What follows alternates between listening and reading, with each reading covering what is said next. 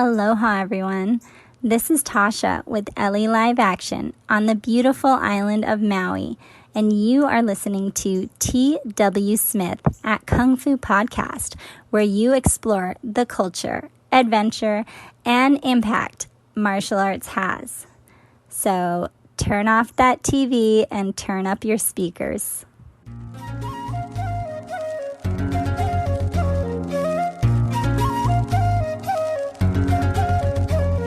Exploring the culture, the adventure, and the impact of martial arts. That's what Kung Fu Podcast is all about. And I'm your host, T.W. Smith. I greatly appreciate you allowing me to be part of your martial arts journey. You are in the audience of some of the finest and sharpest martial artists in the world. People that put in a great deal of care, great deal of sweat to honing their craft. Before we get started in today's podcast, I want to explain a little bit about why has it been so long since I released the last episode. There are several different things that have happened over the past couple of months that's taken all my schedules and moved them around until I could finally start to find some sweet spots again to where I could sit down, do my research, and then put together a podcast to the same standard that we've always been used to here. One of the biggest things that's happened, we had to make some major life changes to make sure that my son had a chance of pursuing his dream in wrestling. We moved him to a new high school, and that was no easy decision to have your son leaving the house 2 years earlier than expected. But if we were going to give him a chance to be his best, we had to make a change. I can tell you it's been absolutely fantastic to see him develop in an incredible program and with some outstanding coaches. But that in itself was one big part. Another huge factor is the fact that after 16 years of being a solopreneur, working in the clinics, still working in different types of facilities, and then of course having the martial arts school, an opportunity presented itself and I was offered a position as a clinical program manager for a regional hospital. My primary responsibility is to take patients that are referred from basically a total of 475 providers with combinations of diagnoses from Alzheimer's, knee hip replacements, peripheral vascular disease, cancer, and about 50 other diagnoses, and consult with them on appropriate training for them that will contribute to the treatment of their concerns. Prescriptions of exercise and activities may include Tai Chi, yoga, strength training, cardio flow, and in some cases, even martial arts. This is a great time to remind you that whether you're a practitioner or a teacher of the martial arts, many of the things that we do so regularly, almost to a point we forget that we actually do it because it's just part of what we do, actually contribute to the offset of many types of disease or concern processes. In fact, some of the training that we do even delays the onset of high-risk hereditary processes. For example, decision-making during focus mitt drills is amazingly beneficial for cognitive disorders such as Parkinson's, Alzheimer's, and dementia. This role has been fantastic and it's also been a huge undertaking. And these past couple of months has been many hours of organization and development, not to mention also seeing patients and writing reports to physicians. Then also in exactly this time period over these past 60 to 75 days, my mom had a heart attack, literally while I was sleeping on the couch at 3 a.m. We had to get her to the hospital, and she was there for over 2 weeks. And to be honest, there was a while there it was touch and go of whether or not she was going to make it. Then, after her heart stabilized, and we knew that there was going to be some damage there, she got more stable, and then her kidneys began to fail. She continued to fight, though, and it was so wonderful to watch my mom put together her internal strength, and she got home before Thanksgiving, and she's been working hard at it and taking care of herself since then. And that is where I have been over the past 90 days. And not to mention, and I was extremely excited to finally get everything arranged and able to make the former Tibetan Kung Fu podcast and the whole library of Kung Fu podcasts, my personal notes, and many other publications I've made over the years available over for the patrons. That's been a huge pressure, and I'm just glad to finally have that out there, and it's going to continue to build as the months to go. Now everyone who's a patron has access to hundreds of publications that I've done for over the past 5 years, and I really appreciate your patience. Now, let's get to the program. When women exercise alone.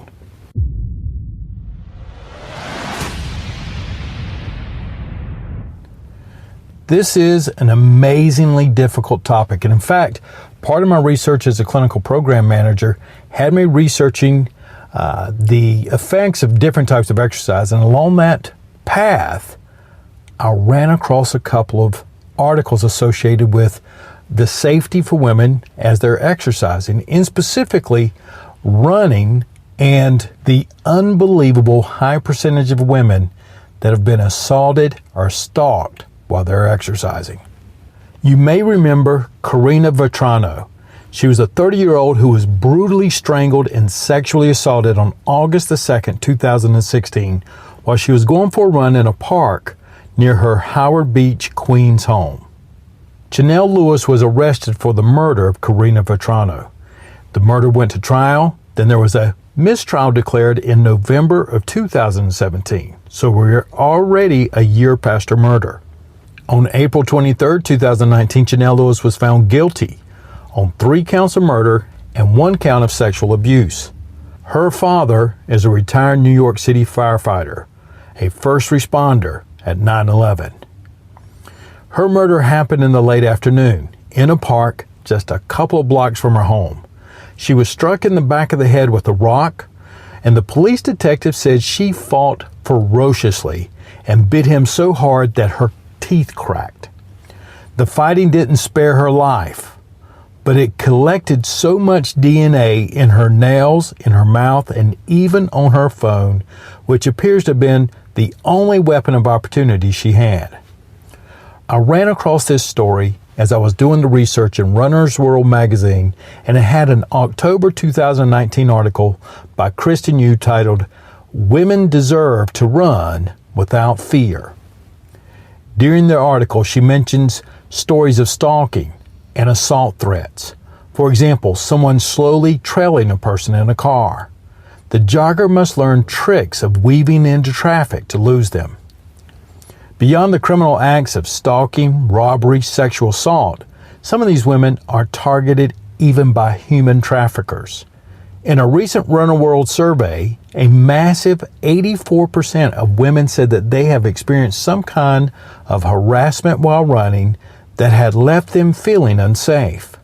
That includes physical actions like groping or being followed or flashed, as well as more subtle forms like catcalls, honks, and lewd comments. The women, when they were exercising, had to learn how to change path midstream, even if there was no physical evidence but something felt off. They had to circle their destination point a couple of times just to see if anyone was watching. They had to learn how to carry something with themselves. For example, putting your phone in a hard case so you can use it like a small brick if you needed to. Some actually learned to use a stun gun, which is legal to carry in North Carolina. A tactical LED rechargeable flashlight could also serve as another weapon. Some have started using sound blasters, which are small. They put a high decibel sound out into the air, which attracts attention. You know, not only do criminals hate potential victims that fight back, they hate noise, attention makers, and, you know, probably having electricity shot through their veins is a nice little deterrent as well. So you want to make sure that if this comes to bout, you're prepared to give them a lot of what they don't want. As you may be aware of, but I'll be honest, I wasn't aware of it as much as I am now after doing the research for this podcast, that there are several high-profile stories of women who have been killed while running. For example, Molly Tibbetts, Vanessa Marcotte, Karina Vetrano, who we mentioned in the beginning of the program, Alexandra Brugger, and as well as Wendy Martinez.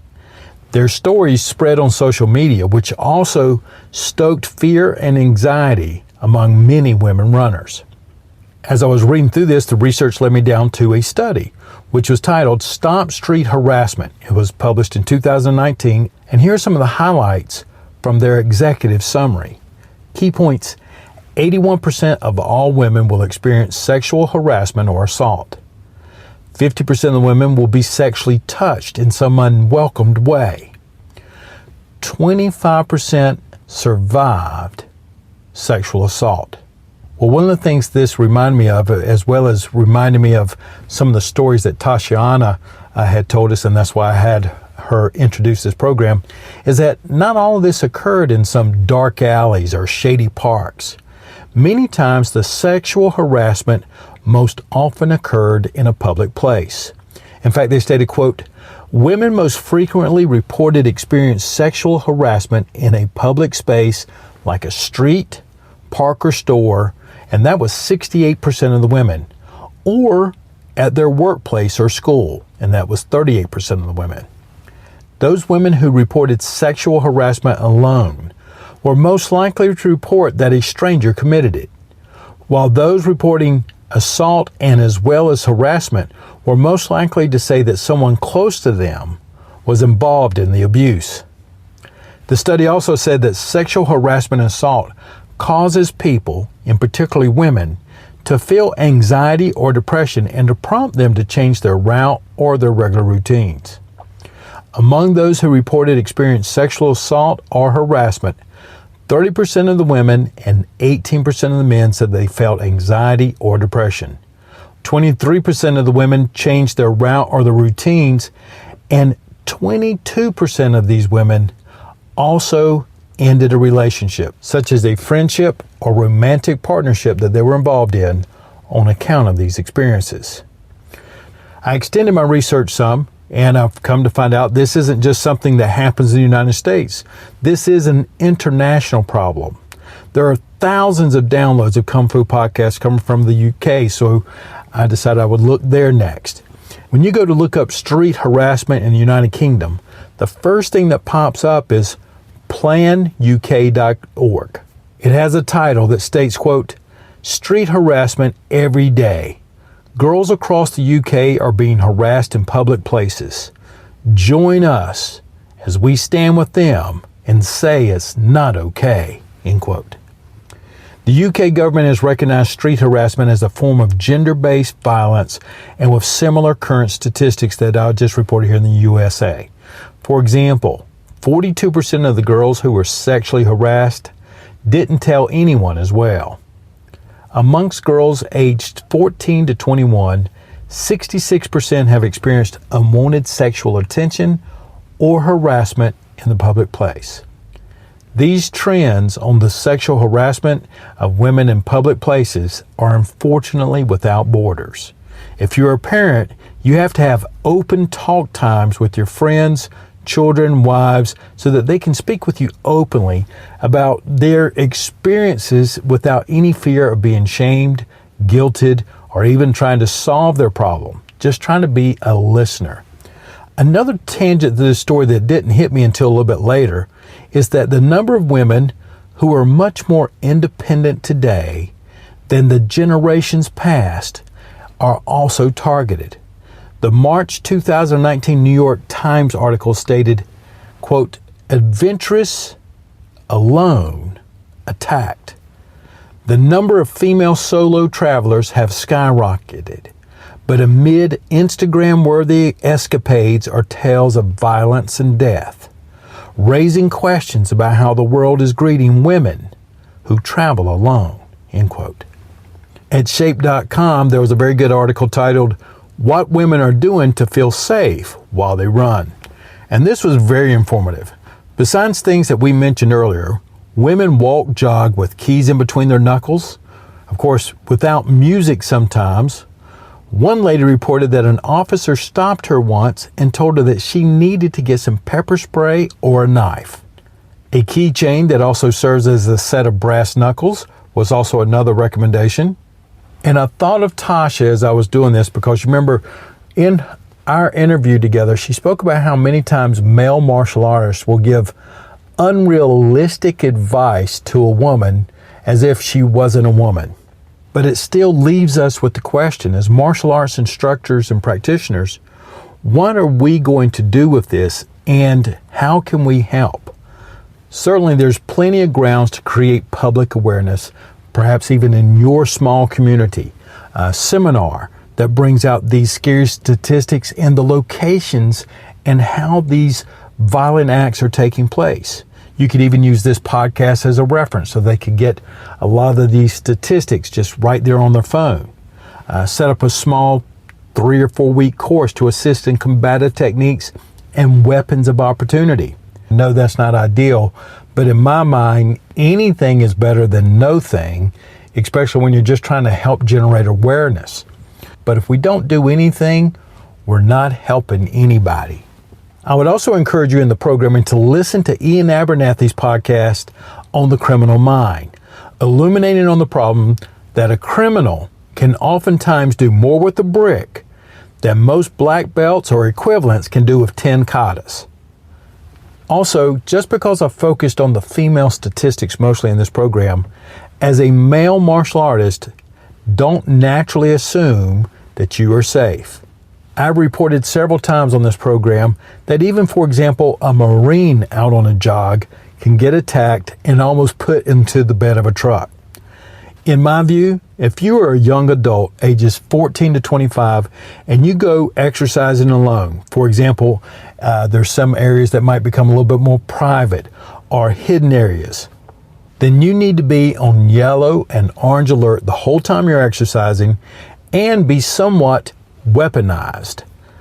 Human traffickers cannot be underestimated as part of the criminal element that we may have to deal with in our communities. As part of a solution resource, NBCnews.com had an excellent article titled, "Scared to Run Alone? Women runners share their best safety tips." And I would say it's a must read if you have any concerns about this subject at all. They say it's impossible to eliminate all the risks that come with running solo, but there are precautions that women can take for a safer and more enjoyable workout. They continue by making it clear, risk aversion is the key, not risk elimination, because risk elimination is impossible. You avert as many of the risk percentages as you can. In that article, they're going to tell you that predators will attack or assault you usually when only no one else is around. Just like I described in the opening story with Katrina Vetrano, who went out on a jog by herself, even against her dad's wishes, because he was usually her jogging partner, but he had hurt his back and was in the recovery of his injury at the time she decided to go on her jog. One of the female runners in the NBC article I mentioned earlier has a firm rule. She says, quote, "If I'm running on a path and I don't see anyone for more than 5 minutes, I never run that path again," end quote. So we're going to close the program with a simple question. What are your rules before you exercise alone? Or if you're teaching or sharing this, what rules could you recommend? I will have the notes and the references available for the members to download at your convenience in a PDF format. I hope that you have a fantastic practice today and that you take care of yourself. And if you're a teacher of the martial arts, make a small impact on your community today. Take care, and I'll be talking with you again real soon.